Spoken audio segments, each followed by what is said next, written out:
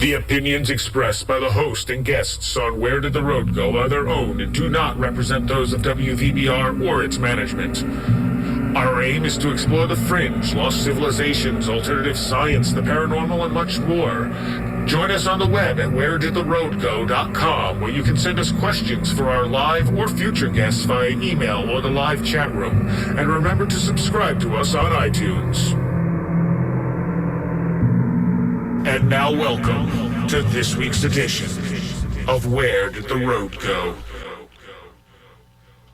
Welcome to Where Did the Road Go? I am your host, Soraya, and tonight we are going to welcome back Randall Carlson. And I'm not even sure exactly what we're going to be talking about tonight, but we're gonna find out as we go. You with us, Randall? I'm here. I'm with you, Soraya. All right. Now, you are a part of Sacred Geometry International. Yes.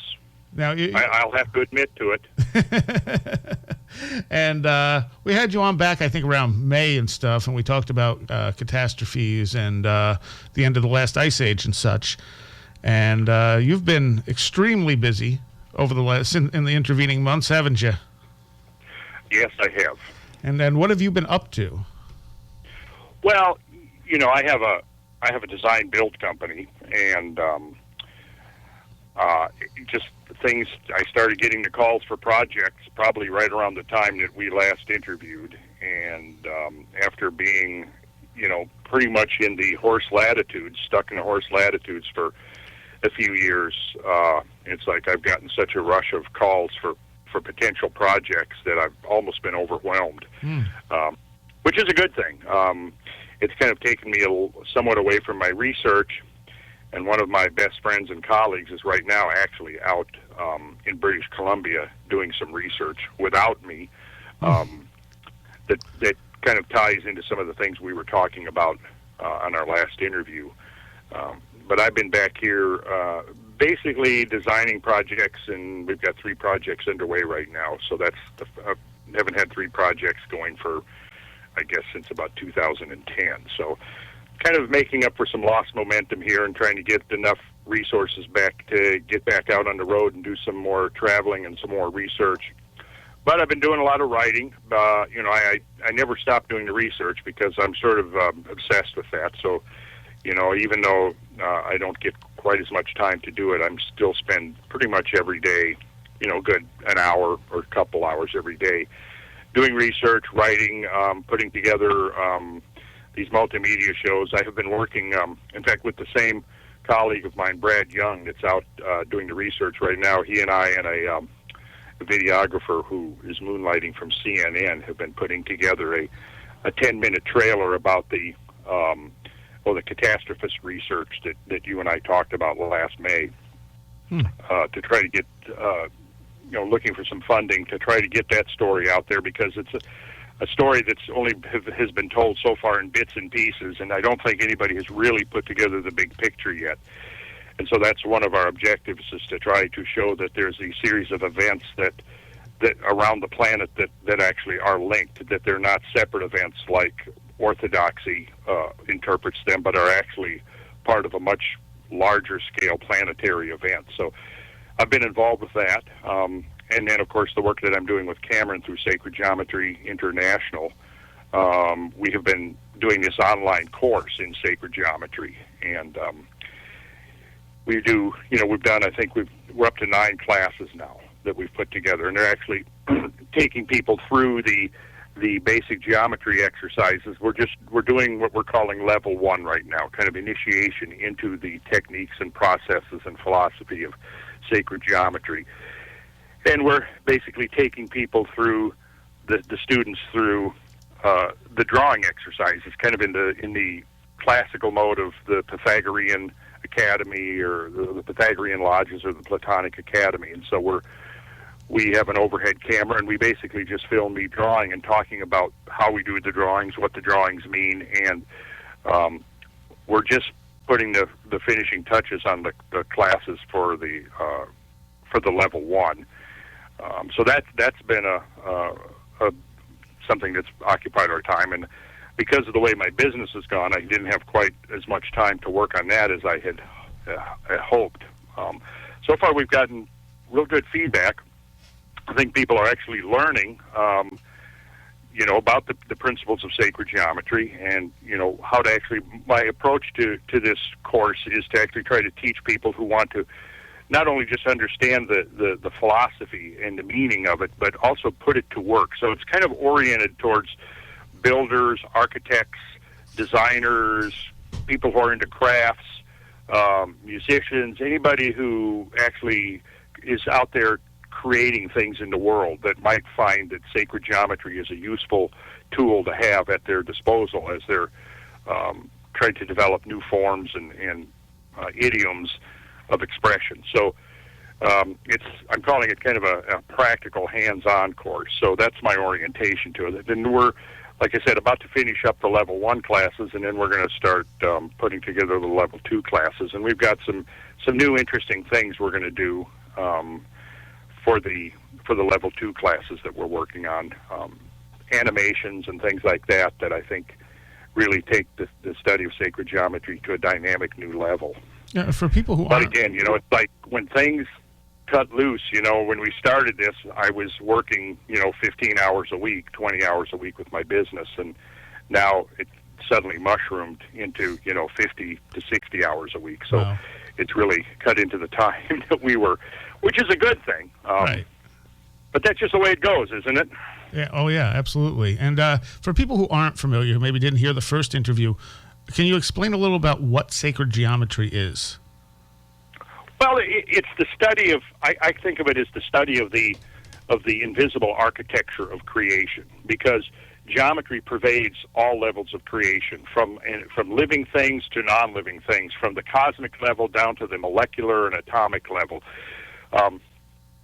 and cultures throughout the ages have understood sacred geometry from different perspectives. But if you look at it in the historical context, it was mostly the province of builders and artists throughout the ages. When you study the great sacred architecture of the world, one of the fundamental components of understanding the great structures, the temples, the cathedrals, the stone circles, all of these things, is the element of geometry.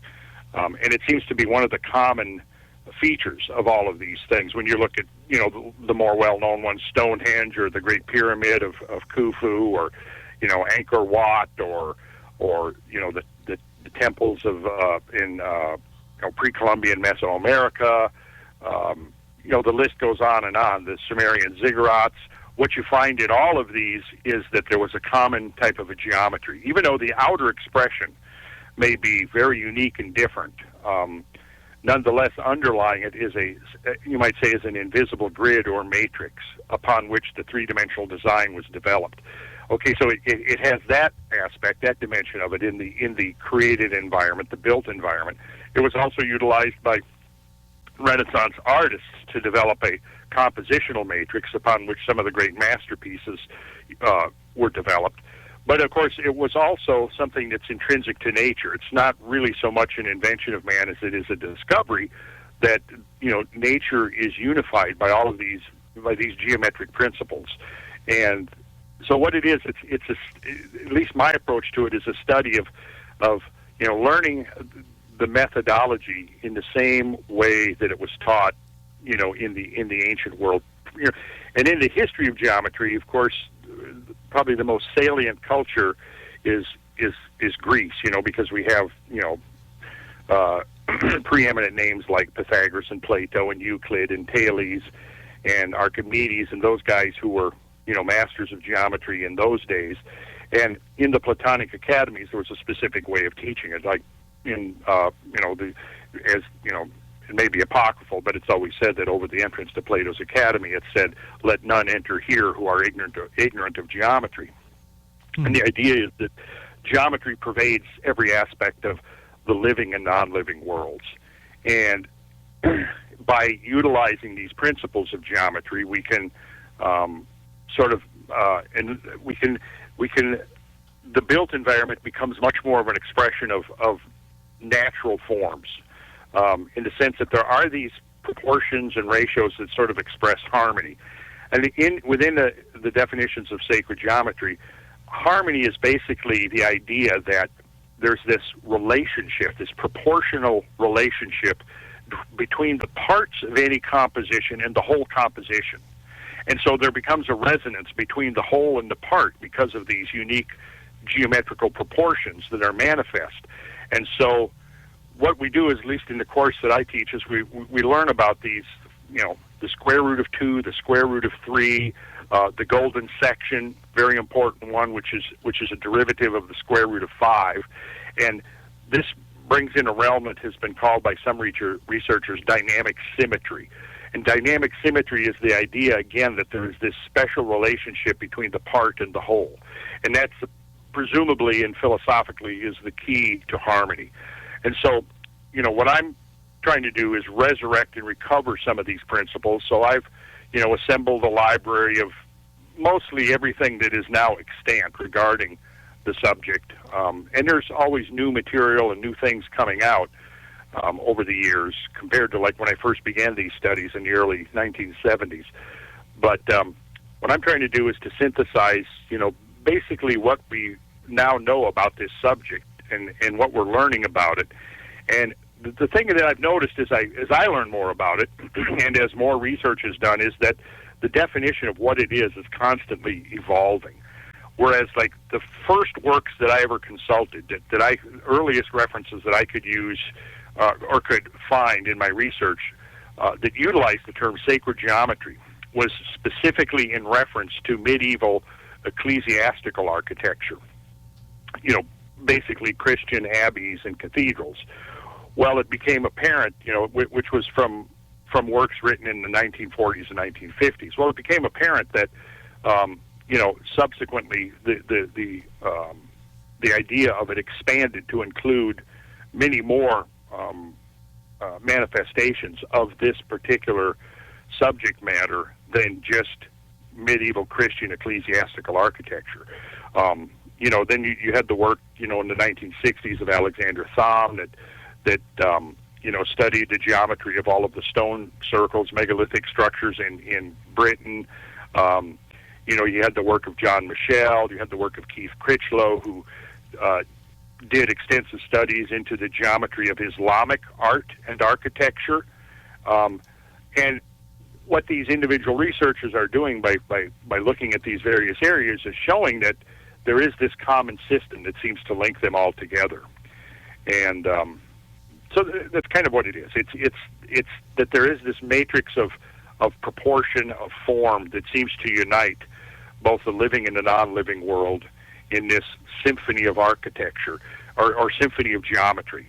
And, what I try to do is I find that by doing the hands-on, the drawings is a very powerful way of learning this because you're coordinating hand, mind, and eye all in this process of trying to do these drawings and understand the principles and the relations intrinsic to these patterns that are unfolding on the drawing, the sketch pad that you're working on.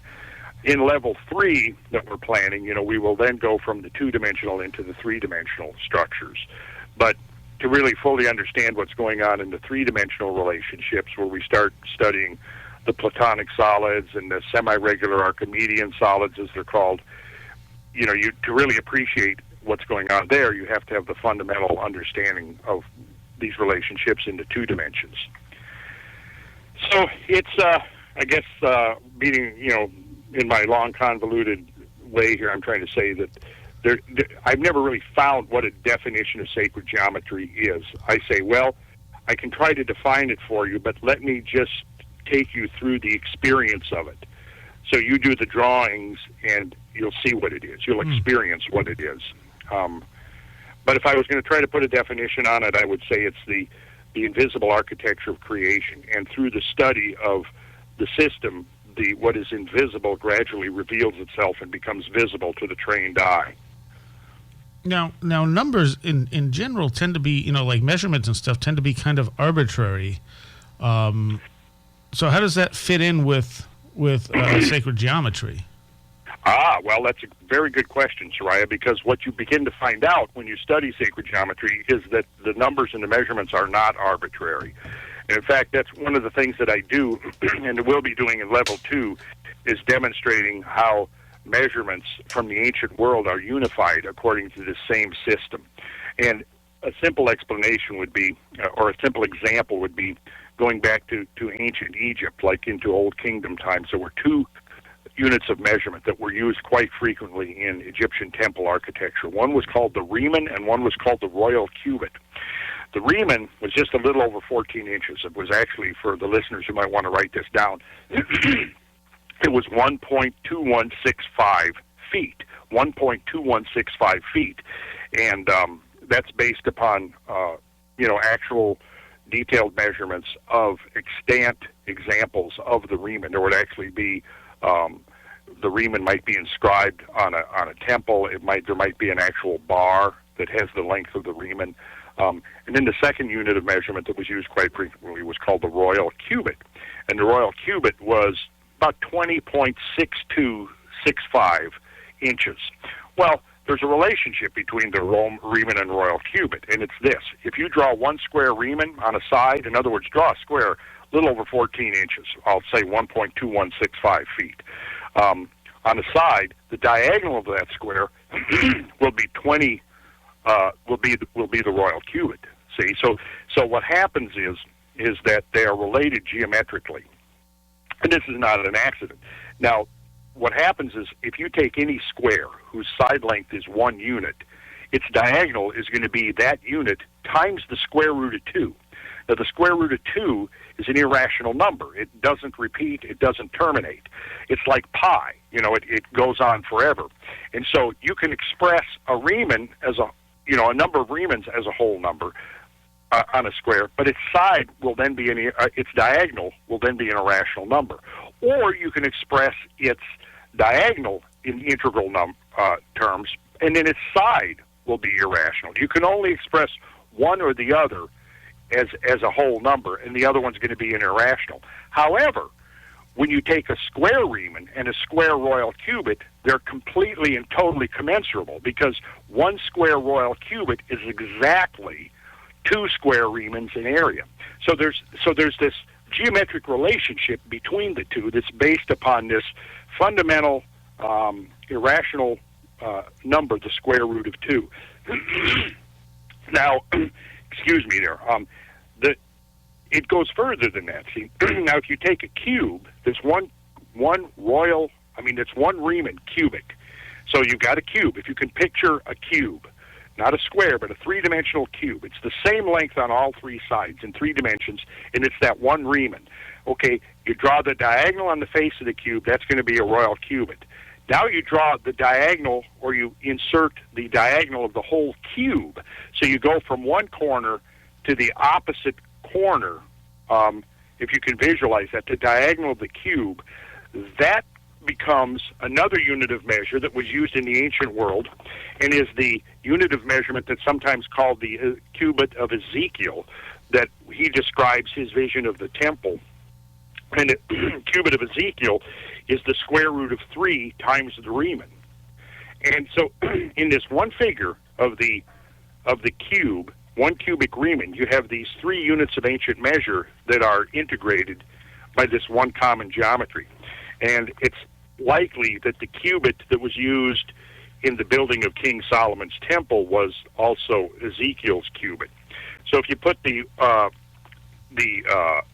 remen of 1.2165 times the square root of 3, that gives you the length of this as Ezekiel's cubit, which was actually, if the listeners want to do this, typically the standard cubit is the length of the distance from your elbow to your fingertips.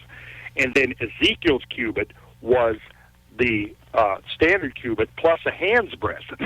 So you place your cubit, like just on any desktop, lay down your forearm. The distance from elbow to fingertip represents a cubit.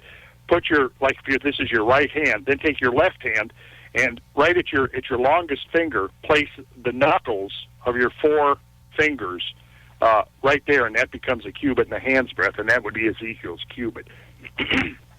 And that bears the geometrical relationship to the remen as the square root of 3 to 1. Then it goes further than that. Then the Romans had a unit of measurement called the pace, and that was double the remen. And then what this Alexander Thom, who measured the over 500 megalithic stone circles and structures in the ancient British Isles, he derived a unit of measurement he called the megalithic yard, which was right at 2.72 feet. Well, it turns out that the Riemann times the square root of 5 gives you the megalithic yard. The square root, or the Riemann times the square root of 6 basically gives us within a very, very tiny fraction our modern-day yard. So what I'm getting at here with this is that you can begin to get into this study and you realize that the units of measurement used throughout the ancient world seem to have been integrated or synthesized into a common system and linked by this dynamic geometry. And this is I used the reference earlier of dynamic symmetry, which is essentially based upon these geometrical relationships of 1, square root of 2, square root of 3, square root of 4, square root of 5, square root of 6, and so forth. These are the units of measurements that were used to build the sacred structures around the world. And we find the same system of units of measurement used to lay out the great monumental earthwork structures of North America. They were being used in pre-Columbian Mesoamerica. From what we can ascertain, they were being used in Babylonia and in Assyria, and who knows where else. This is something that in the second level of this sacred geometry course that we're going to do, we're going to teach what I call it's the master diagram that basically synthesizes all of these ancient sacred units of measurement that were used in the ancient world into one coherent pattern, so that you can see instantly the relationships of one to another. And I don't, as far as I know, nobody's ever done that before. But it basically demonstrates that there's a geometrical connection between all these units of measurement, and then further, the units of measurement are derived from the synthesis of two things: the human form, the human dimension, like we just talked about the cubit. Mm-hmm. Well, elbow to fingertip. We already know where the foot comes from. It's a standardization of a male foot. Well, when we look in the ancient world, we discover, in ancient Greece, in ancient Assyria, many other cultures, there was actually 2 feet that were used, one slightly longer than the other because one was derivative of a male foot, and the other was derivative of a female foot. So if you had a temple that was built to a goddess, for example, it was probably the shorter foot that was derived of a standardized derivation from the female foot. And then the other source for unifying these systems or these units of measurement was geodetic. That is based upon the Earth itself. And here it gets really kind of more complicated than we could probably explain coherently without using the graphics and the illustrations that I would use in my courses. But essentially, the Earth is an oblate spheroid. So what that means is that the Earth's dimensions change depending where you are on the Earth's surface. So, units of latitude and units of longitude are going to change as you move around on the surface of the Earth. And what you can discover when you look at these is that oftentimes, for example, Chartres Cathedral is a good example. The Parthenon is another good example of two structures that were built consistent with units of measurement derived from their places on the surface of the Earth. In other words, if you take a minute of latitude or longitude, divide that into seconds of latitude or longitude, and that's further subdivided, say, like 100th of a second of latitude, you can find, like Parthenon, for example, exactly represents a derivative of its position in Athens. So this was the other aspect of this. Well, the metric system was ultimately based upon the Earth, the size of the Earth, 100,000th the distance from the equator to the pole. But the problem was it bore no relation to the human proportion. Whereas, like when the imperial system that we use of feet, inches, and miles are all based upon the human form. The inch is basically the width of the thumb or the width of the digit, just as the cubit is the distance elbow to fingertip. The mile was traditionally 1,000 human paces. So the Roman mile, was 1,000 paces reaching out from the center of Rome. The British mile was longer, and our modern mile of 5,280 feet is very ancient. In fact, it's likely that a subdivision of our modern mile, like 1/5 of a mile, is 1,056 feet. So 1/10 of that defines the outer limits of the Sarsen stone circle at Stonehenge. So in other words, if you take the outer circle of Stonehenge, which is 105.6 feet times 50, you get exactly a mile. So most people aren't aware of that, but the outer stone faces of Stonehenge is 1/50th of our modern day imperial mile. Again, I don't think that's coincidental. I think it's because we have inherited, in terms of the mile, we've inherited a unit of measure that's at least 4,000 years old. Now, we're still using. Where did they get this from? I mean, if it's spread across the entire world, does this come from a previous civilization, perhaps? Well, would be my first suspicion. You know, there are stories and legends about the origin of this. When the Greek stories and legends are consistent with the Egyptian, which are consistent with the Mayan, which are consistent with the Babylonian, and they always basically say the same thing. This stuff along agriculture and architecture and these various subjects were taught to humans by the gods, whatever that means. You know, Isis taught the system of metrology and architecture and agriculture to the forerunners of the ancient Egyptians, for example. So what exactly does that mean? You know, in the context of what we were talking about in May, you know, I tried to lay out the groundwork for people to understand that, you know, human history on planet Earth is a much deeper, longer subject than our historical records would lead us to believe. You know, our basically our written history in round numbers is 5,000 years old. We trace back the origins of agriculture, domestication of animals, the dispersion of languages, the building of the first cities, all essentially to 8,000 or 10,000 years ago. Well, in the context of our last conversation, I tried to present the overwhelming evidence that, you know, between 10 and 13,000 years ago, there was a series of global catastrophes that essentially erased whatever was here before that. And when you realize that the human species, modern human species, with presumably the same intellectual capabilities as we modern humans, have been inhabiting this planet for conservatively 150 to 200,000 years, you realize there's probably a lot more to the human story on planet Earth than conventional academia has recognized based on the written historical record. And of course, it's easy to make the assumption that, you know, nothing much was going on 15 or 20 or 30,000 years ago because of the lack of records. Well, it's only when you begin to understand how extreme and how comprehensive some of these catastrophic remodelings of the Earth have been that we can appreciate that really it would be surprising if much from these former ages even existed at all. Because, see, one of the things that becomes clear from the study of the rise and fall of human civilization is that these cultures that we build, these civilizations that we've created throughout history, are actually pretty fragile things. And these natural shifts in climate that have occurred long before we were driving SUVs and burning fossil fuels have had drastic effects on you know, the stability of human civilizations. There have been multiple dark ages just within the last 5,000 years. And we can see from studies of climate and environmental change that, you know, the changes that have now been documented to have occurred within the last 5,000 to 6,000 years, in some cases have been pretty extreme compared to what we've experienced within the last few centuries, but have actually been quite mild compared to some of the changes that we've documented to have occurred over the last 100,000 years, for example.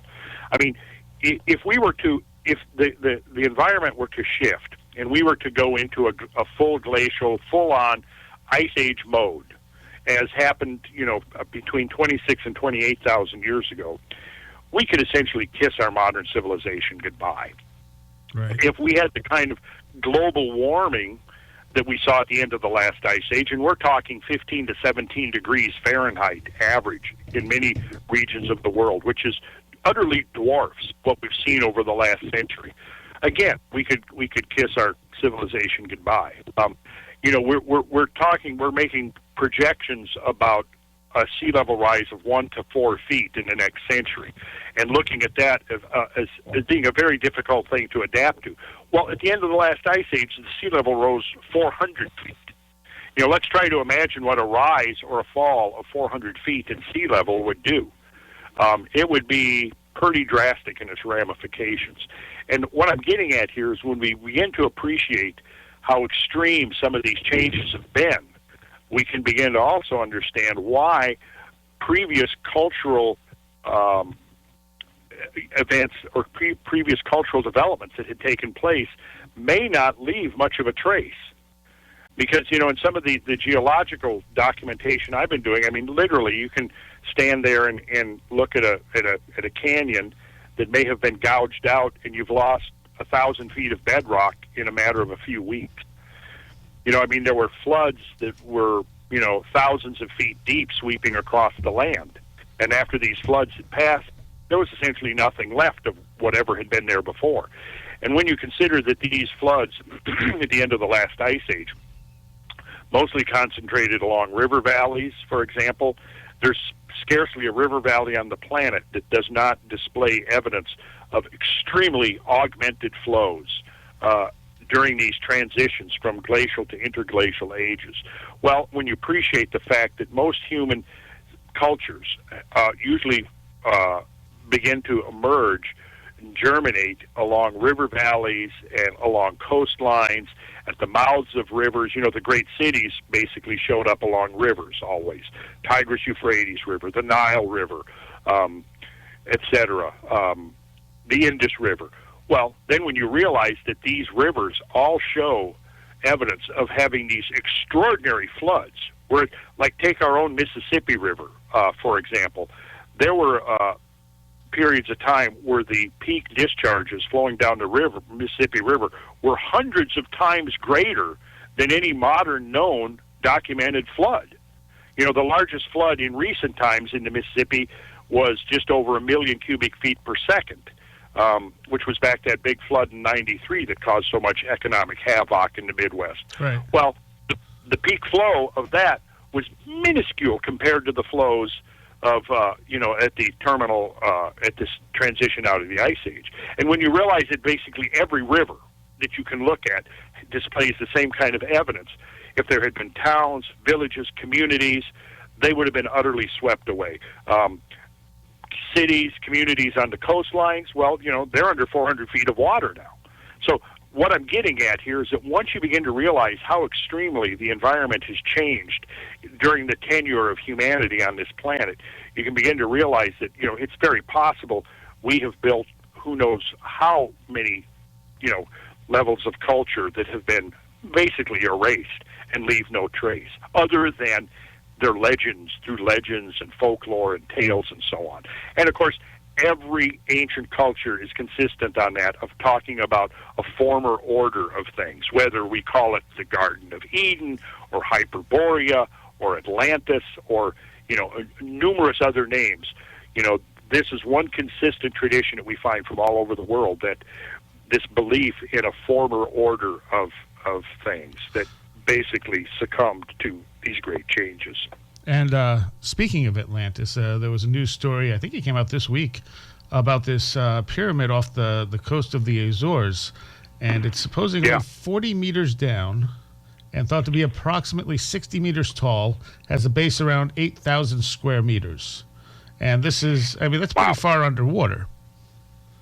Yeah, what did you say, 40 meters, 40 right? meters, so, yeah. So 40 meters, that's,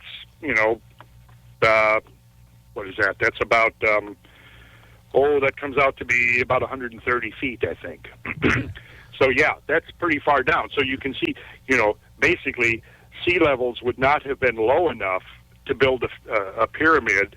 Now, that 40 meters, is that the tip of the pyramid or the base of the pyramid? Do you know right offhand? What it says is that the discovery of the large man-made pyramid located at a depth of approximately 40 meters. That's all it says. Okay, so we don't know, though, whether that's... Yeah. I guess I'm going to presume that's the base of the pyramid. I would think so. But in any case, we're talking about something that has to go back to Ice Age. That has to be Paleolithic in age. Right. In other words, because in order to get back to when sea level was low enough to build a pyramid there, we have to go back at least 8 or 10,000 years. However, at 8 or 10,000 years ago, sea level was still rising from the melting ice. So it's unlikely that somebody would have built a pyramid so close to the rising sea levels that it would have been soon drowned. So I'm guessing that if this proves to be authentic, that pyramid had to have preceded the beginning of sea level rise, which dates to about 13,000 years ago. So in other words, I would surmise that pyramid had to have been there, had to be older than 13,000 years, which is basically the inception of the catastrophic sea level rise events that terminated the last ice age, which of course would have been a consequence of these huge, massive ice sheets covering the continental North America and northwestern Europe melting, and that meltwater flowing back into the oceans. So it's likely that pyramid is older than 13,000 years. Now it's interesting it was found at the Azores, because I've been saying for years and years and years that if you go back to the original accounts of Plato, and which is basically about 98% of our information on Atlantis comes from the two dialogues of Plato, Timaeus and Critias. And most everything that has been written, and there's been thousands of works written on Atlantis, are ultimately derivative from Plato's original account. So what I do is I recommend to people, go back to Plato's original account and take the details of what Plato says. And there's been so many proposed locations for Atlantis, and every single one of them has to deviate in one respect or another from Plato's pristine account and the details that he provides there.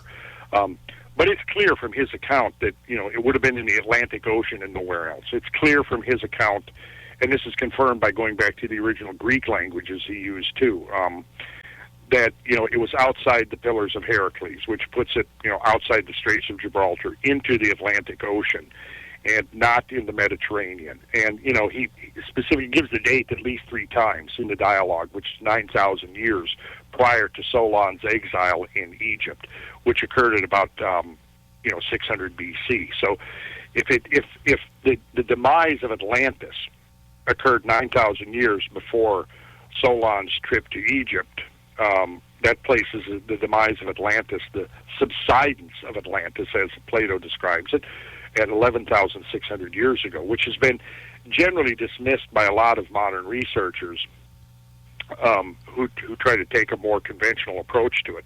Yet it's interesting that date coincides exactly with what's known as the Younger Dryas Primordial transition by paleoclimatologists. And this is one of the great climate warmings that terminated the Ice Age right at 11,600 years ago, and caused as a consequence, a very rapid catastrophic rise of sea level. And if you if you understand geophysics at all, or geology, you understand the concept of isostasy, which is basically a vertical redistribution of mass throughout the Earth's crust. And so when you pile up, say, a 2-mile thick ice sheet over the North American continent, which was its thickest over Hudson Bay, what happens is the weight of that ice compresses the crust of the Earth. In the case of North America, there are regions that were compressed through we would call it isostatic depression by as much as 2,000 feet. Now, when you remove that weight, the land begins to rebound. And if you look at aerial photographs of the shorelines around Hudson Bay, you see that there are multiple shorelines elevated many hundreds of feet above modern sea level. And that's due to the rebounding, the isostatic rebound of the North American crust after the release of this tremendous load of ice. Well, when the ice melted, that load was released from the land, and it was essentially dumped back in the ocean basins.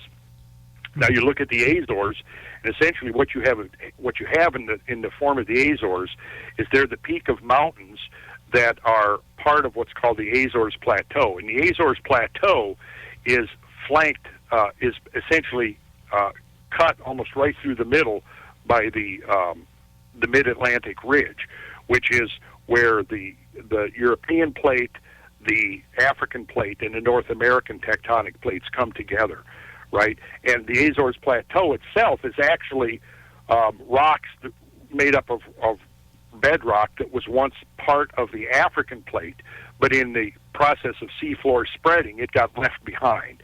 Well, what you have now again with the Azores is a series of islands that are basically the peaks of mountains, right? Well, if you drop sea level 400 feet, you're basically doubling the size of all those islands.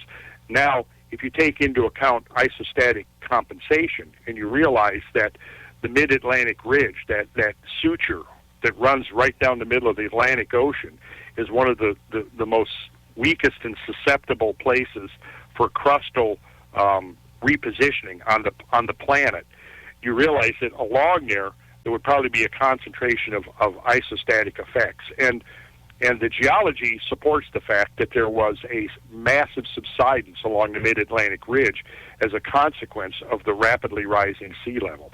And that subsidence may have been as much as 1,000 to 2,000 feet, and maybe even more in places. And it's clear from the studies around the Azores that there was a focus of subsidence right along the Azores Plateau.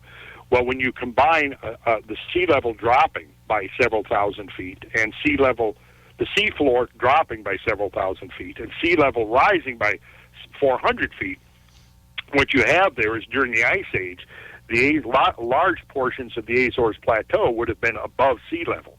And then when you go into the studies of the Gulf Stream, you realize that during the Ice Age, the Gulf Stream shifted south about 500 miles further south than it now does, and it basically would have circumambulated right around the Azores Plateau, the emerged, not submerged, but emerged Azores Plateau.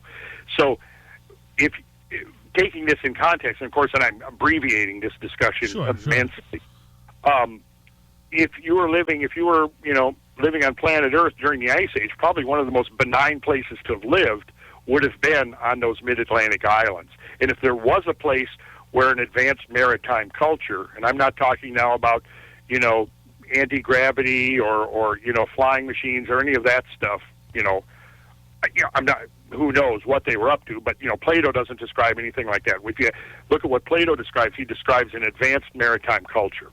And there's really nothing pseudoscientific about theorizing the existence of an advanced maritime culture on the mid-Atlantic islands during the Ice Age.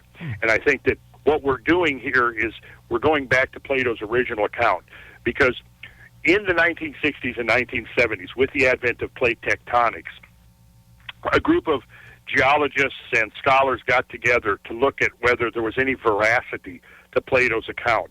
And essentially what they concluded was that, well, Plato's geology, we know now, from what we know, there couldn't have been any massive island in the middle of the Atlantic Ocean that sunk.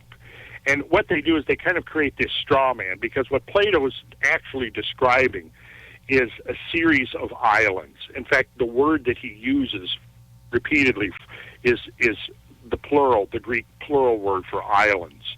And I think what he's describing is an island complex, perhaps something like Polynesia, but some of the islands may have been pretty extensive, and they would have been an ideal place for a culture to emerge. But what happened is with the advent of plate tectonics, there was a couple of works that came out that purported to show that the Plato's account was inconsistent with what we knew about geology back, in the, say, mid-1970s. Right. And if you look at Atlantean studies in the books written, most of the books written prior to the 1970s kind of go exactly with Plato's account and assume that we're talking about a mid-Atlantic location. Subsequent to several of these works, like one of them was entitled Atlantis from the geological. It was a book called Atlantis, Fact or Fiction. And there was a preeminent geologist named Dorothy Vitaliano who wrote an article, Atlantis from the Geological Point of View. And she basically concludes that it was geologically untenable. And therefore, any other kind of evidence that would have supported Plato's account can be just dismissed without any further consideration. However, what has accumulated is scientific evidence in support of the idea that, yes, actually there was a major subsidence along the mid-Atlantic ridge as a result of the inevitable isostatic compensation of the rapid sea level rise of 400 feet, and that large portions of the Azores Plateau probably were above water throughout the Ice Age, and would have been ideal places for an advanced maritime culture to evolve. And so what we then have to do is go back and relook at Plato's account. So all of my work on Atlantis has been about, basically let's get back to Plato and take a fresh look at his detailed account. And when you do that, and he gives considerable details, what we find is that it's totally consistent with an Azores location for Atlantis. So I've been basically teaching this in my lecture, giving lectures on this for at least 10 years now. So hearing this about the pyramid being off the coast of Toshira is pretty exciting stuff to me, because it seems to confirm what I've suspected all along, is that Plato's account has to be taken at face value. All right. We got to take a quick 45-second break. We'll be right back with Randall Carlson.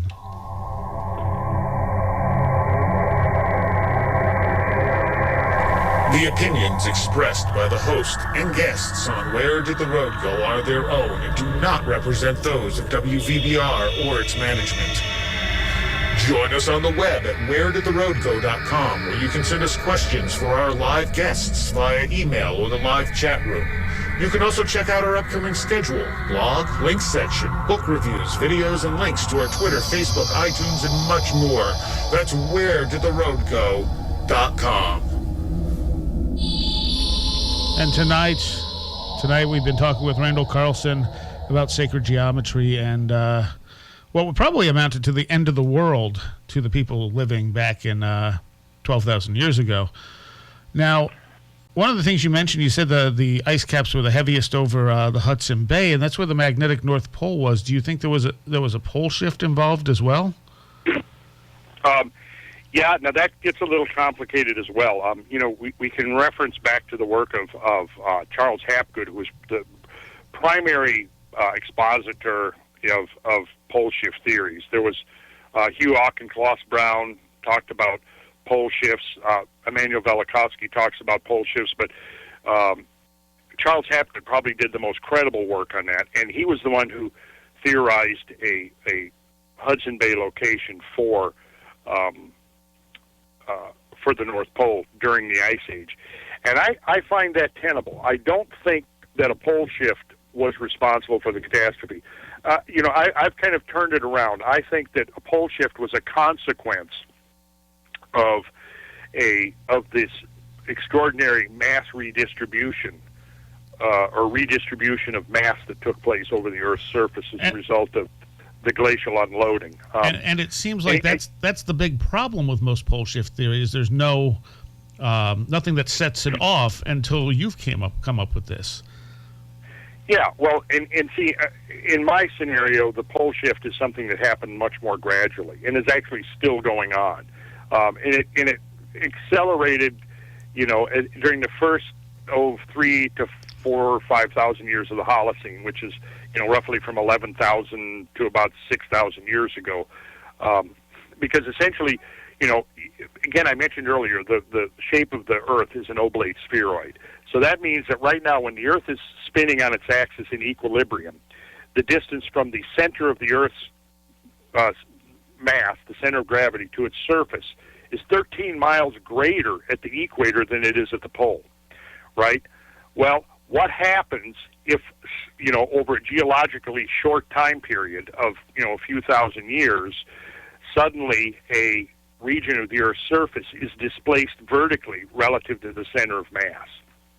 Well, in the case of the polar region, if the polar region was depressed thousands of feet by the ice load, then that ice load is released. The land rebounds several thousand feet. It's no longer going to be in equilibrium with its latitude.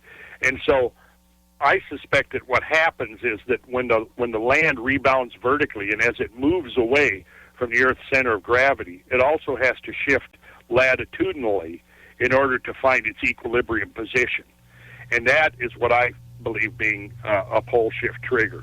Again, the pole shift not being the cause of the catastrophe, but being the final consequence of the catastrophe. And personally, I think the catastrophe was triggered by something extraterrestrial. I think that when it comes down by default, that's the only thing that really has the capabilities of releasing the kinds of energies necessary to cause that extreme of a shift. Now, you're talking like comet, asteroid type of extraterrestrial, correct?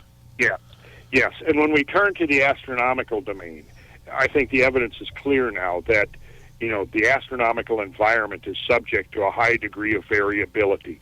And there are periods of time where, the astronomical environment is relatively calm and serene, and there are other times when it becomes extremely active.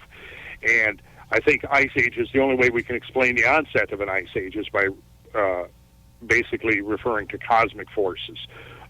Here's the problem with an ice age. You have a rapid accumulation and buildup of an extraordinary amount of ice. Well, what that requires is a very active hydrological system that has to precipitate out as snowfall. Like, for example, basically all of Canada during the last ice age was buried under this huge ice sheet, right?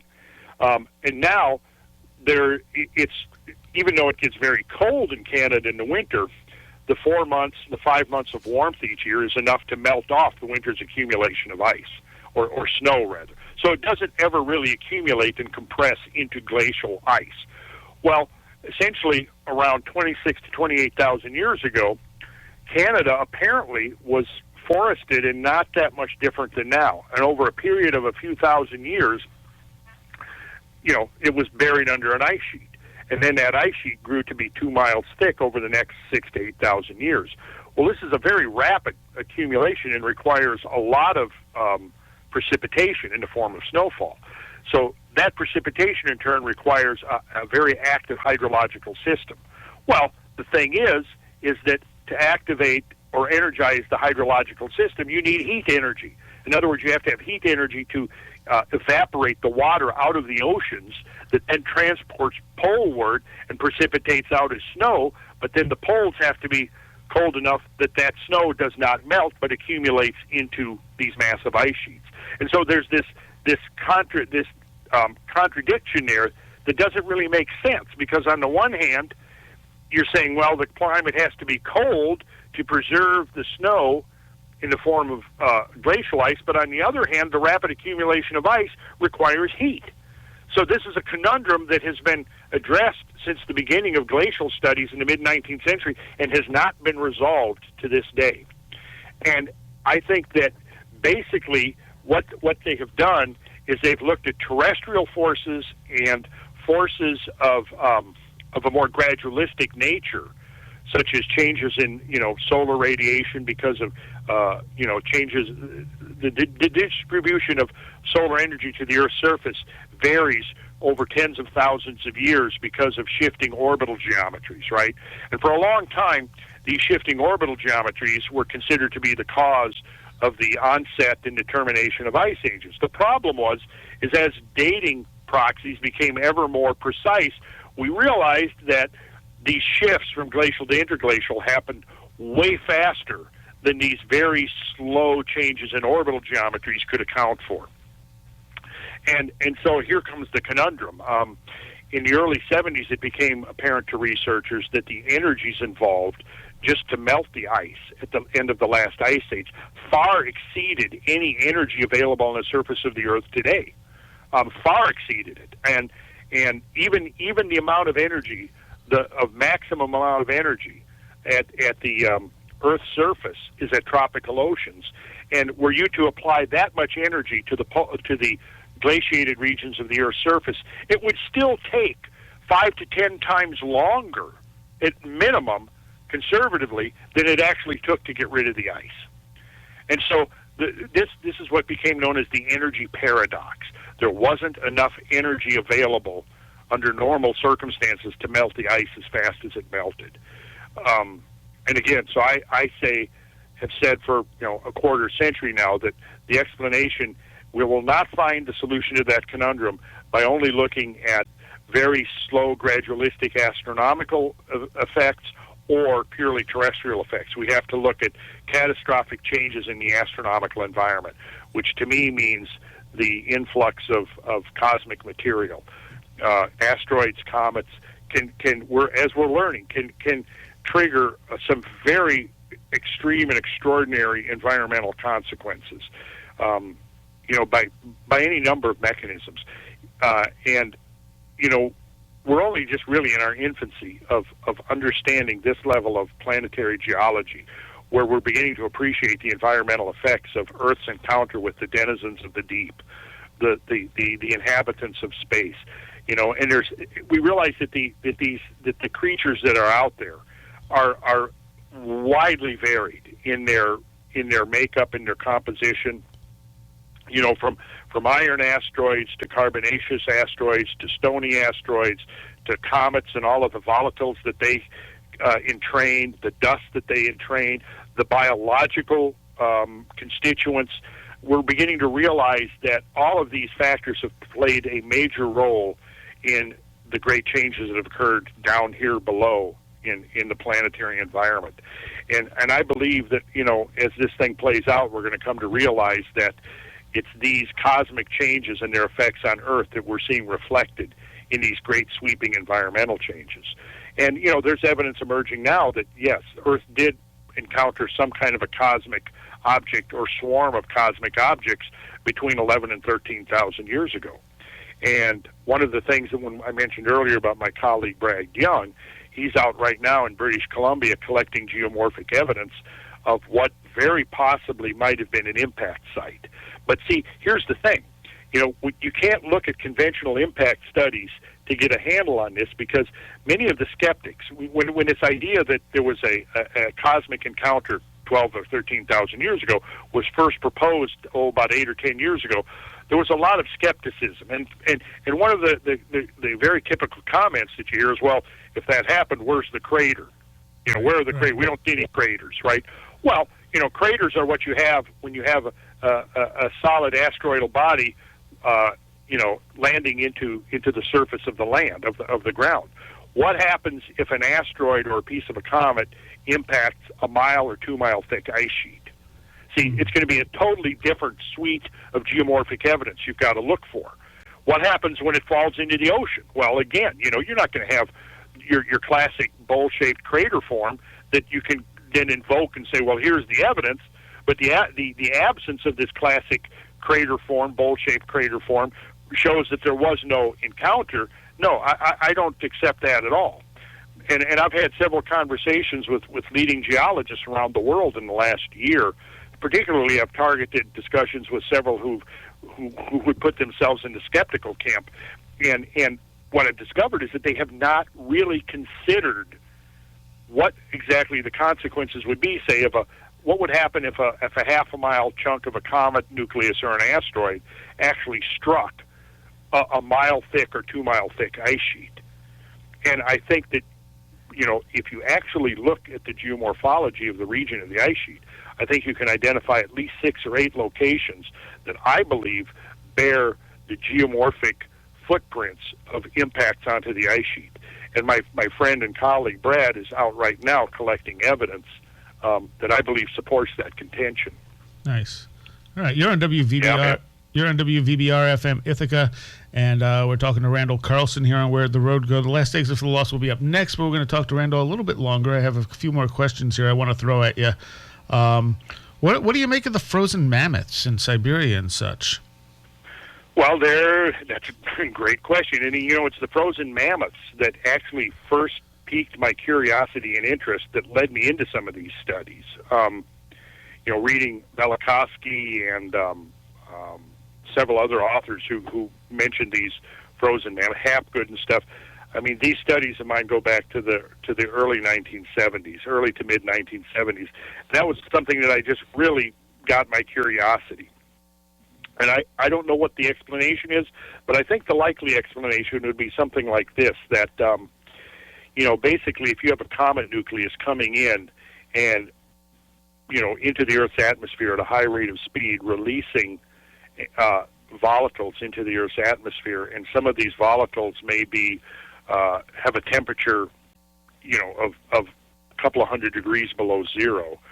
That could be part of what the explanation is. Because, clearly in the case of the Beresovka mammoth, you had a 6-ton mammoth that still had undigested food in its stomach. Well, Clarence Birdseye, the inventor of the fast freezing of foods, addressed himself to that question. That was the mammoth that was found in 1906, I believe it was.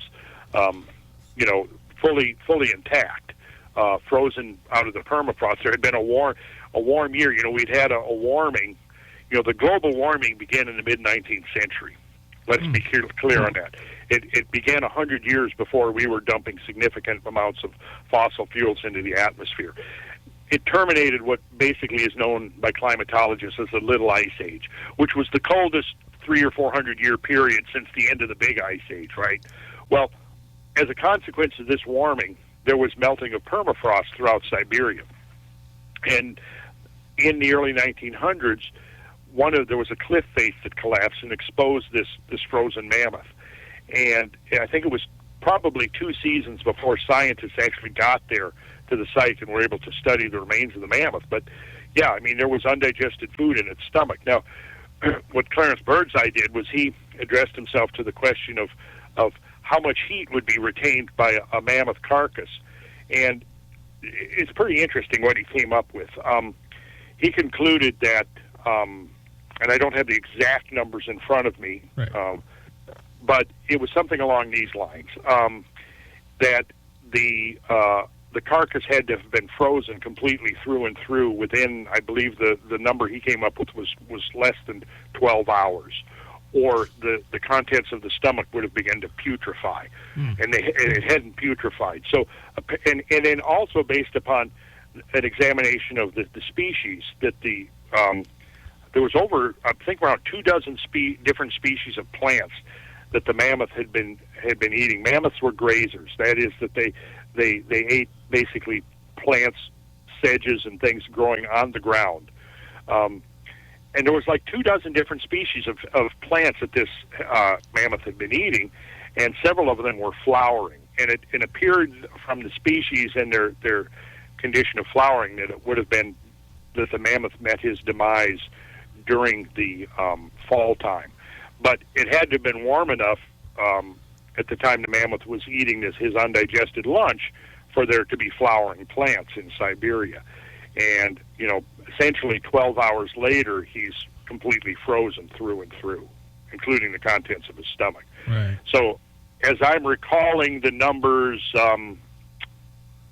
I could actually pull them up here, but I know we're running out of time, and get the exact numbers. But essentially it would have required a drop of something like on the order of 100 to 120 degrees Fahrenheit, basically instantaneously.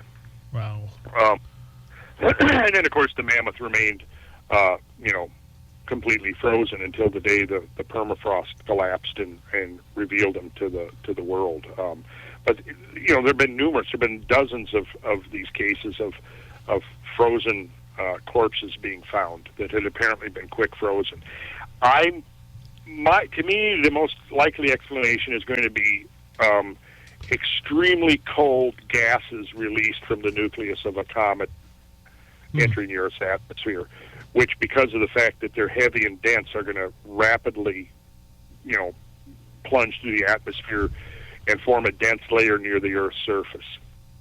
All right. Well, let's. And if I had more time, I would probably be researching this in more detail, because it's an extremely fascinating question that has not been resolved yet. But that's the direction my research would go. I would be looking at some of these, volatile gases that we know are contained within the nucleus of comets, and basically a comet coming in from space is an extremely cold, especially the dense inner layers of it, the denser inner layers, because it's basically just it's like a frozen mass, And, you think of carbon dioxide, what do you call it? With the real cold, the dry ice, carbon dioxide ice. Okay, this is what we're talking about, large amounts of these types of volatile gases entrained within the comet nucleus being suddenly released into the Earth's atmosphere. And these, now because they're so cold, they're now denser than the surrounding air, and they would rapidly seek the lowest level, which would be, the level of being occupied by herds of woolly mammoths. But we find that the remains of these mammoths in such array and disarray that it's clear to me that they succumbed to some type of a catastrophe. And when you read the literature, particularly going back to, the 17, 18, 19, early 1900s, you repeatedly find these references to these extensive bone deposits being washed up on the shores of the Arctic Ocean, for example. It's an amazing story. And again, like so many of these things, there's been no real coherent explanation that's come forward. That's, there have been attempts to try to dismiss and explain this according to more normal events, right. A mammoth falling in a sinkhole or, falling in a frozen river. But really, when you look at those, they just don't hold up under scrutiny. Okay. So I would attribute this to, clearly, that's one more piece of evidence that proclaims the fact that there were these tremendous catastrophes that engulfed the planet. Because, woolly mammoths, they were contiguous over probably 3/4 of the Earth's surface. And as far as I know, there's no woolly mammoths roaming around anywhere on the planet today. Right. Some estimates I've seen suggest there may have been as many as 6 million woolly mammoths, and that might be conservative because just in Africa alone, at the turn of the century, it's estimated that there were around 12 million African elephants, and there could have been easily that many woolly mammoths worldwide. But there were at least 5 or 6 species of proboscidean at the end of the last ice age. 2/3 to 3/4 of those proboscideans succumbed to the changes. African elephants and the Indian elephants are the only 2 species of proboscideans that survived. And you have the subcontinent of India, and you have the central highlands of eastern Africa, which seems to have been places of refuge from the great sweeping catastrophes, from which the great megafauna was able to repopulate. Because bear in mind, North America, throughout the course of the Ice Age, had more large species of mammals than you find on the Serengeti Plain of Africa today. Mm-hmm. And most people don't realize that. We had 3 species of elephants living in North America. We had giant camels. The list, there's a huge list of, there were ground sloths the size of modern-day elephants, roaming around. You had saber-toothed cats. You had lions that were, 50% larger in body mass than large modern African lions. You had the giant short-faced bear that could weigh well over a ton. So you had this incredible megafauna that inhabited North America, and over 3/4 of the species met a very rapid demise at the end of the last ice age. Likewise with South America. Europe and Asia lost about 1/3 to half, and Africa lost about 10 to 15% of its Pleistocene or Ice Age species. So it seems that the catastrophes that engulfed the planet spared, the central, the equatorial regions of Africa. Right. North Africa seems to have been hit pretty hard. But, when you get around the area of Kenya and Tanzania and those areas, the Mountains of the Moon, the Great Rift Valley, I think the Rift Valley itself may have been a place of refuge during those great sweeping changes, from which, the African megafauna was able to repopulate the African continent.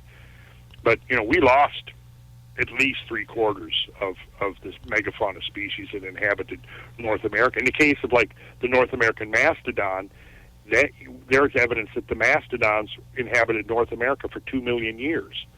But they disappeared in a geological eye blink, between 10 and 12,000 years ago. And how do you explain that? I don't think you can explain that by any other means than a catastrophe. The standard explanation for the last half century or so is that the woolly mammoths succumbed to overhunting by human Paleo-Indian hunters.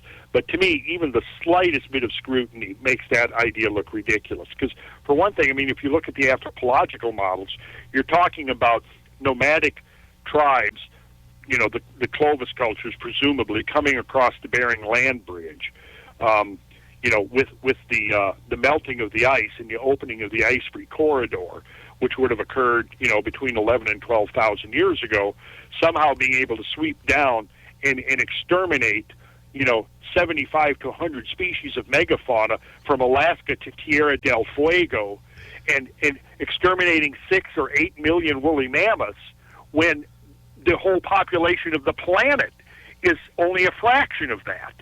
It just doesn't make sense to attribute the extinction of the great megafauna to human predation, and yet that has been the dominant theory for half a century. Well, not only that, don't we have proof now that man has been on North American continent longer than that?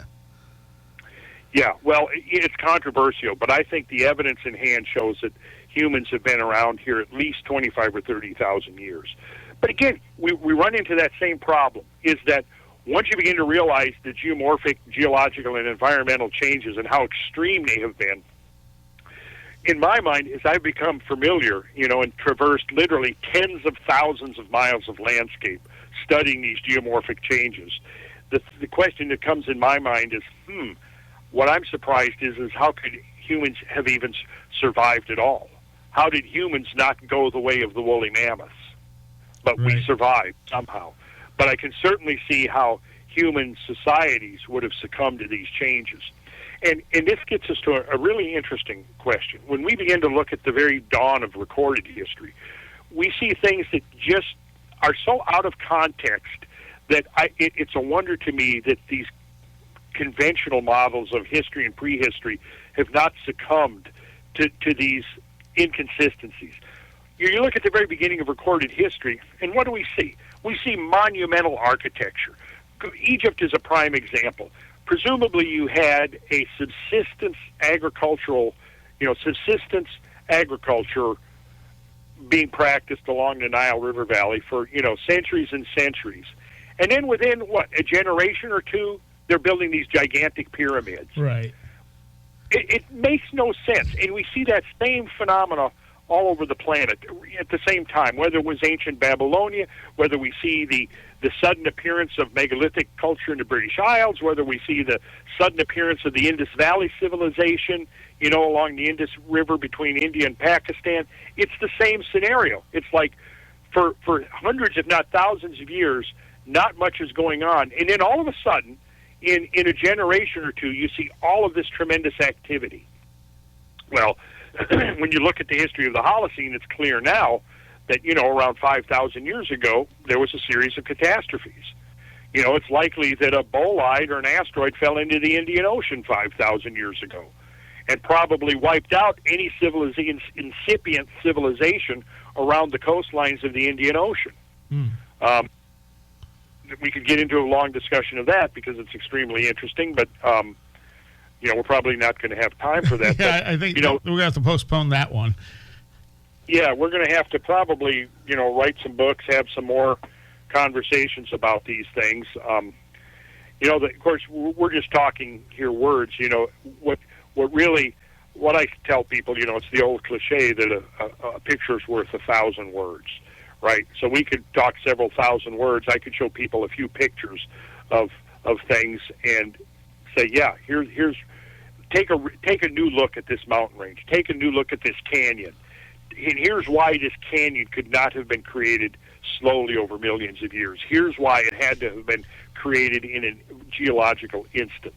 And then I go further than I say, and if a picture is worth 1,000 words, actually getting out and traversing these landscapes is worth 1,000 pictures, because people have traversed these landscapes for years now without knowing what they're looking at.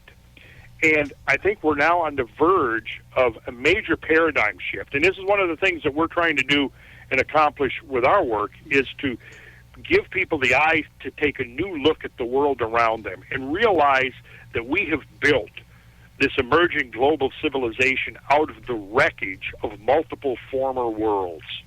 And literally, we're living in that wreckage. And we don't know how to recognize that wreckage because it's on such a vast scale, it's beyond our ability to perceive. But now, with the advent of Google Earth and satellite photography and the things, the technologies that we're evolving, we can look at the planet with new eyes, and we can realize that there is a message etched into the surface, the whole surface of our planet. And it's 10 or 12,000 years old, and it's been there waiting 10 or 12,000 years for humans to evolve the intellectual capacity and the eyes to see it, and the intellectual capacity to understand what they're looking at. And I think we're right now on the cusp of this major transition, where we're going to suddenly realize that the history of the human species on planet Earth is far deeper, far stranger than anybody had ever even begun to imagine. And there's a whole lot more to it. And that basically we're just infants when it comes to understanding the real story of our species on this planet. All right. I did have one listener question for you. Jack wanted to know that if you had any ideas about the actual periodicity of the catastrophic events that hit the Earth. Yes. That's a very good question, Jeff. One of the things that has very much interested me is the periodicity. And I think it's clear from sacred traditions that also look at this. We can turn to the Vedas, we can turn to the Babylonian myths, we can turn to biblical accounts, we can turn to the astronomical accounts, the geological record, and I think they're all converging upon this vindication of this ancient model of the Great Year, what we refer to as the Great Year, right. Which, I mentioned that it seems like the onset of the last phase of the Great Ice Age, which by glaciologists and climatologists is called the Late Wisconsin, began around 26 to 28,000 years ago. Well, it seems that there is a tempo that's roughly based on a 26,000-year cycle. We see that the last phase of the Australian megafaunal extinctions are dated to about 26,000 years ago. We're seeing that probably the final appearance of Neanderthal is dating to about 27,000 years ago. We can go back in history, and I have assembled, this would be something actually we should be posting on our website. I've assembled a timeline that goes back 200,000 years, because what I've attempted to do is show what we now know about documented environmental changes to planet Earth during the time that modern humans have been here. And what we come up with is that there are at least a dozen events that have occurred, that have transpired in the last 150 to 200,000 years, that were at such a level of extremity that were they to occur today, most likely our global civilization would collapse and perhaps require centuries to recover, if it could even recover. And this has happened again, I'm proposing at least a dozen times since humans have been here. Now, one of the things that I have been very much interested in is Jeff's question about periodicity. It was Jack. Oh, Jack. Sorry, Jack. Jack's question. It appears to me that there is a tempo that seems to be based around 26,000 years, because we can find major events at 52,000 years. We can find a major event happening at about 104,000 years ago. We see that the last phase of the Great Ice Age began around 26,000 years ago. It ended around 13,000 years ago, which is a half cycle. And we can, again, we're getting this gets complicated, and we can look at how it is a subset of some of these greater epochs, such as described in the Vedas. If Jack is familiar with the Vedas, I would recommend that as as a source of research, looking into the span of time called the yugas and the kalpas. And what we see, for example, is that the Treta Yuga is 1,296,000 years, and that happens to be essentially 1,000 times, or rather 100 times, the half cycle. It's 50 precessional cycles, and the precession of the equinox, which carries us through the 12 astrological ages, which are sometimes referred to as Platonic months, seems to be linked in with this tempo. Everybody's familiar, from pop culture cliches about the age of Pisces and shifting into the age of Aquarius. Well, what does that actually mean in the astronomical sense? Well, it's the position of the equinoxes, in this case the vernal equinox, transiting through the 12 signs of the zodiac. That full cycle of transiting vernal equinox takes 26,000 years, in give or take a century or two. Well, if we go back 13,000 years ago, the vernal equinox was transiting out of the constellation of Virgo into the constellation of Leo, and that seems to be when the curtain really came down on the former world age, and we find the first real major catastrophic event, bringing the planet out of the Pleistocene Ice Age, going into the Holocene, which is the current modern, the modern geological epoch, really began right at around 13,000 years ago, as the vernal equinox was transiting into the age of Leo.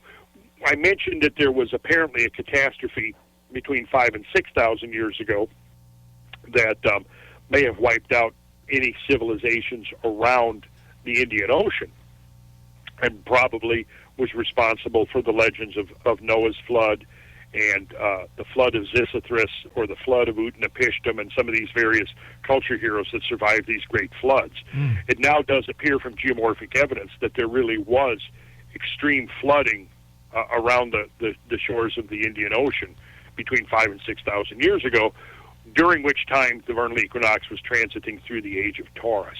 Now, one of the models that we've inherited from sacred traditions is this fourfold division of the cycle of time, symbolized in the form of the four fixed signs of the zodiac: Leo the lion, Taurus the bull, the eagle representing Scorpio, and the angel or the man representing the age of Aquarius. And what's interesting is that if we look back, we find evidence that as the vernal equinox, and this is purely just empirical evidence, we don't have a theoretical explanation for this yet, but empirical evidence would suggest that it seems that on these, quarter periods of the cycle, things happen. And it seems like we go through these periods of general quiescence, and then we get to one of these cosmic intersections, and for a short period of time, for a few centuries, that's where all the action is concentrated. And if I was going to develop any kind of a theory around this, it would be simply that we're seeing some type of periodical or change in the cosmic environment, and we're seeing those changes reflected down here below on the surface of the Earth. Right. And those changes could, I think, be explained by a periodic or cyclical influx of comets into the inner solar system. And those comets, as we now realize, are extremely exotic, complicated animals. And when they come into the inner solar system, releasing their cosmic cargo, it can trigger all kinds of changes in the biological realm, in the geological realm, in the hydrological realm, in climate, the whole array of changes that we could experience down here below can be affected by the incursion of cometary material. Including, the breaking up of comets and forming swarms of asteroids. Right. We now know that these comets are extremely variable in their composition and makeup. They have extraordinarily exotic cargoes that they carry entrained within their frozen masses. And if Earth encounters either directly a comet nucleus or the byproducts of a disintegrating comet, it can have extraordinary consequences. And again, this could be a subject matter for a whole nother hour of discussion. Yeah. But this is where I would suggest that Jack take a look in that direction. And I'm going to be trying to put more and more information online that can help anybody who's interested in these kind of questions and doing further, deeper research to put them onto, new insights, relevant research that's going on and so forth, because I believe this is so important for us to understand getting a true sense of our own history in order to have any hope for a successful future. Yes, I agree completely. And also to try to get people to shift from, people are wallowing, basically, to me, they're just wallowing in this surfeit of trivia and superficiality and pop culture and things that has just become so distracting through mainstream media that has no really long-range consequences, when at the same time there are these just profound, earth-shaking discoveries being made. Hey, like we opened the conversation about the pyramid off the coast of the Azores. Yeah. Right there, if that proves to be authentic, I mean, that's a major glitch within the orthodox theories about prehistory.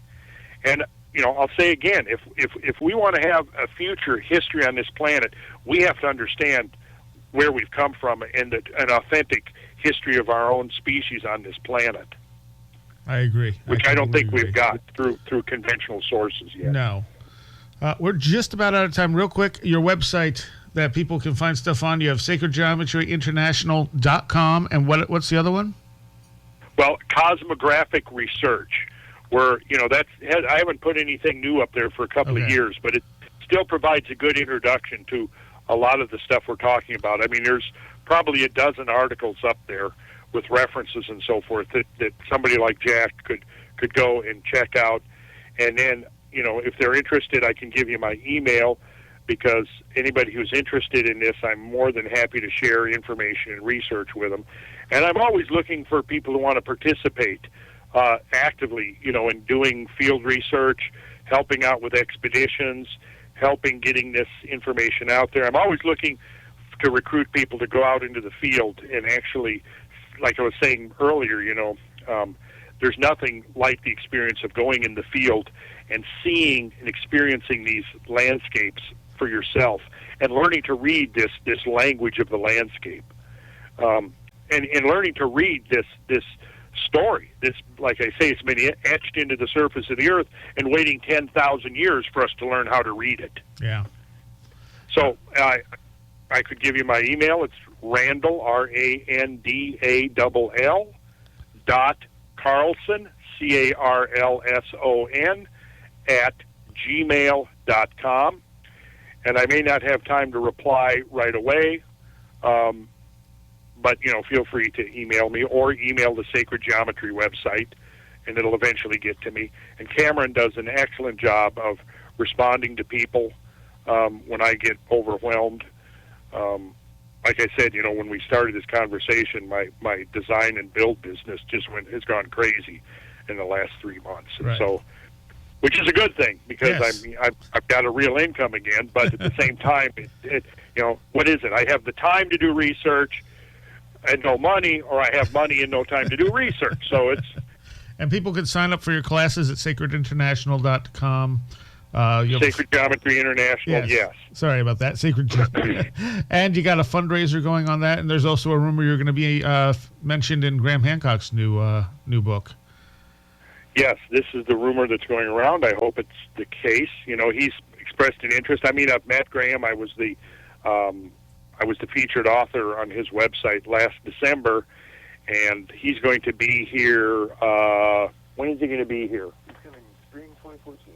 Spring of 2014, and he wrote us a nice email saying he was very interested in actually going out in the field with me, so I could, take him through these landscapes so he could see them for himself. Awesome. Because, Graham has been one of the people that's been way ahead of the curve on this. I mean, way back in 1996, he was onto the idea that Earth had encountered cosmic debris, and that the Ice Age may have been started and terminated by Earth's encounter with these cosmic entities, when essentially nobody else was.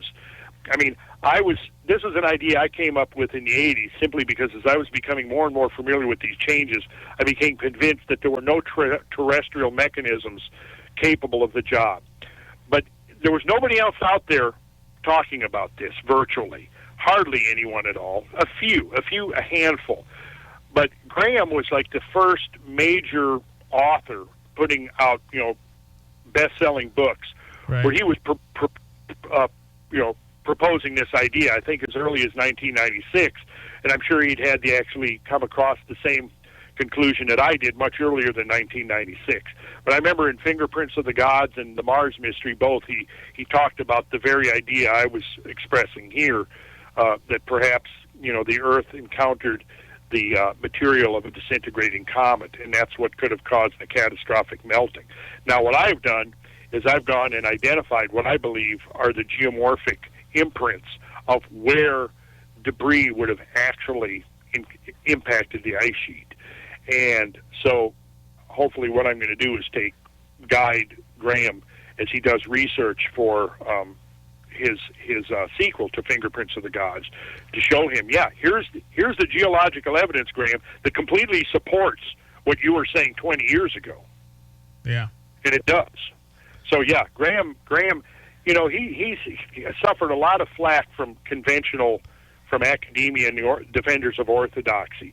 And when you're doing what Graham does, or any of us who are in these fringe researchers, you gather so much information and you're exploring so many ideas. So of course, sometimes you're going to put ideas out there and information that may be wrong, but it doesn't discredit the entire paradigm. That the whole paradigm shift. And I've seen just almost slanderous critiques of his work where they completely miss the point, or they hone in on some fact that he may have had wrong that really has no bearing on the larger picture that he's presenting at all. But I'm really it's gratifying to me that he's going forward now with a sequel to Fingerprints, because he's been one of the preeminent exponents of trying to get people to reconsider our history on this planet. Yeah. And so he certainly earns my respect for that. All right. Well, thank you very much, Randall. Hopefully we can have you on again soon, because there's still so much I want to talk to you about. We never got to Freemasonry or Wilhelm Reich, but maybe next time we can delve into that a little bit. Yeah, man.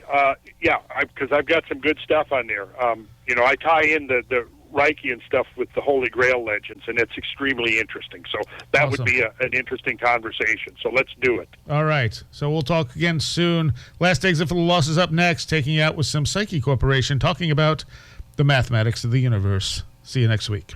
Come in.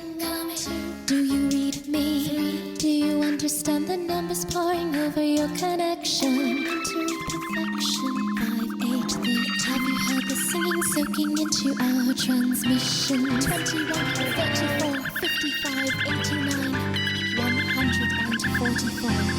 Whence came this dream that fogs my mind? Behind a curtain, outside of time. Can you hear the ballet it plays, the whirring of the world? Can you hear the ballet it plays, the whirring of the world? Can you hear the ballet it plays, the whirring of the world? Come in, we hear you loud and clear, beginning our conversion of the signal here. 233, 377, 610, 987. Whence came this song, foreign and familiar? I sighted in the sky. Can you hear the ballet it plays, the whirring of the world? Can you hear the ballet it plays, the whirring of the world? Can you hear the ballet it plays, the whirring of the world? The great invisible empire is bashing down the door. Please this time don't mistake it for static or magic. Now it's time to be wary. You are getting to the heart of the universe. Ventricles and atrial chambers numbered 1597 and counting. And counting. Can you